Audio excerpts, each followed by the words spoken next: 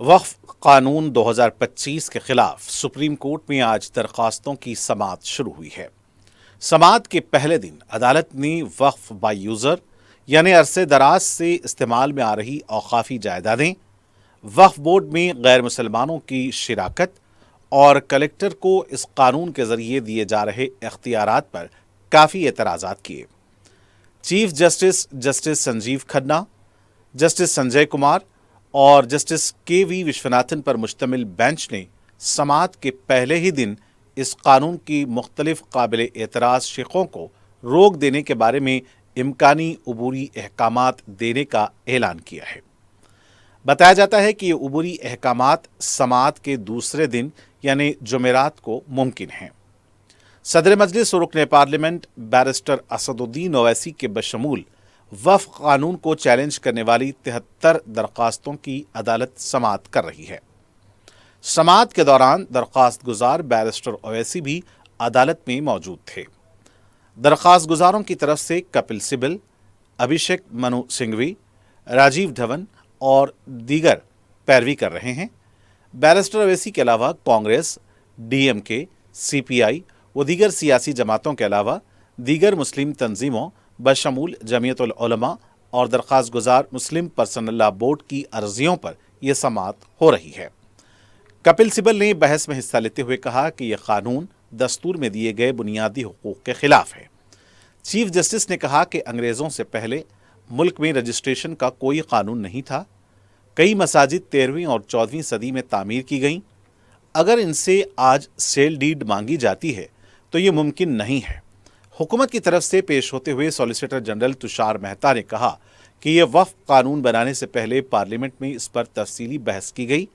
اس سے قبل joint parliamentary committee تشکیل دی گئی تھی اور کمیٹی نے ملک بھر میں دورہ کرتے ہوئے نمائندگیاں وصول کی تھیں۔ سرکاری وکیل نے عدالت سے کہا کہ وقف سیکولر ادارہ ہے، اس میں غیر مسلم کے ساتھ مسلمانوں کے دیگر طبقات جیسے بحیرہ آغا خانی کو بھی نمائندگی ہونی چاہیے۔ مسلم فریقین کے وکلاء نے اس قانون کی کئی دفعات کو دستور کے آرٹیکل 26 کی خلاف ورزی قرار دیا۔ اس آرٹیکل کی روح سے مذہبی معاملات کو چلانے کی آزادی دی گئی تھی۔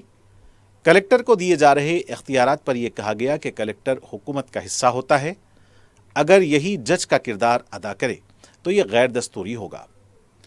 کپل سبل نے ایک نکتہ پیش کرتے ہوئے کہا کہ اسلام میں وقف بائی یوزر ایک اٹوٹ حصہ ہے۔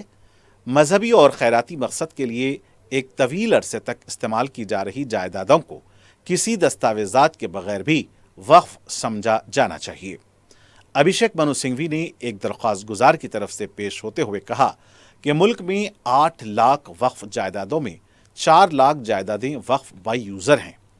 ایک مرحلے پر چیف جسٹس نے کہا کہ ہمیں یہ بتایا گیا ہے کہ دہلی ہائی کورٹ بھی وقف کی زمین پر تعمیر کیا گیا ہے۔ ساتھ ہی انہوں نے یہ بھی کہا کہ وہ یہ نہیں کہہ رہے ہیں کہ تمام وقف بائی یوزر غلط ہے۔ سنگھوی نے کہا کہ ہم پورے قانون کی مخالفت نہیں کر رہے ہیں، چند دفعات جو منشائے وقف کے خلاف ہیں اس پر روک لگانا چاہیے۔ بحث کے دوران چیف جسٹس نے وقف قانون کے خلاف احتجاج کے دوران ہوئے تشدد پر تشویش کا اظہار کیا۔ ان کے اس ریمارک پر سرکاری وکیل نے کہا کہ اس کے ذریعے سسٹم پر دباؤ ڈالنا چاہتے ہیں۔ سرکاری وکیل کے ریمارک پر کپل سبل نے کہا کہ یہ نہیں معلوم کہ کون دباؤ ڈال رہا ہے۔ وقف قانون پر عدالت میں جمعرات کو بھی سماعت جاری رہے گی اور عدالت کی جانب سے عبوری احکامات کی توقع کی جا رہی ہے، جس میں اس قانون کی کئی دفعات پر روک لگائے جانے کا امکان ہے۔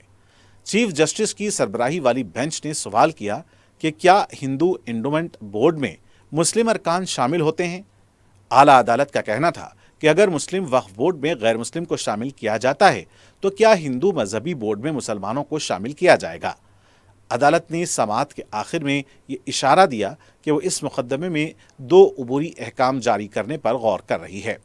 ایک، وقف بورڈ میں تمام ارکان مسلمان ہوں گے، اور دوسرا یہ کہ حکومت ایسی کوئی کارروائی نہ کرے جب تک یہ سماعت جاری ہے، کسی بھی وقف جائیداد کو منسوخ نہ کیا جائے۔